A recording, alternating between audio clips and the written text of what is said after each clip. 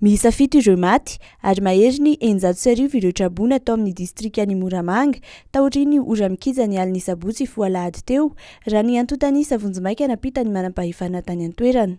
Anisan'ny toerana nitondra takaitra noho ny fandalovan'ny andro ratsy teto Madagasikara ny sabotsy sy alahady teo ny faritra Alotra Mangoro. Akoatra ireo trabony dia niakatra be ny rano tany an-toerana ka vaky ny tohadrano ambody akondro Moramanga. Noho ny amafin'ny rano dia potika ny ampahadalana amin'ny lalam-pirenena faharoa eo amin'ny fidirana ao Moramanga.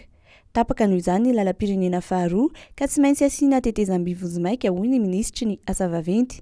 Nahitana fiakarana ihany koa ny rano eo amin'ny distrikan'i Manjakandriana iny ary efa nandrakotra ny arabe mihitsy.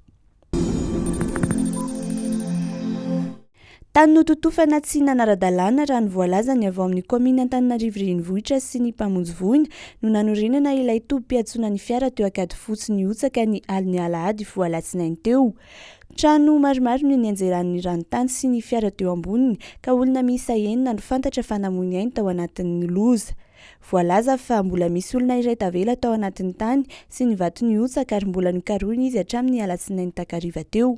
Tamin'ny 2 ora maraina tany ho any no nitranga ny loza ary efa nanomboka tamin'ny ora io no efa teny an-toerana ny mpamonjy voiny. Tsy mitsahamy tombo ny isan'ireo trabona noho ny andro ratsy eto Madagasikara tato anatin'ny herinandro mahery izay. Raha tambatra n'isan'ireo trabona tsy maintsy nafindra toerana noho ny fiakaran'ny rano sy noho ny fiotsahan'ny tany manerana ny faritra Analamanga dia nahatratra 7:02 sy 3 alina hatramin'ny alatsinainy maraina teo hoy ny tatitra nataon'ny birao misahana ny fitantanana ny loza voajanahary.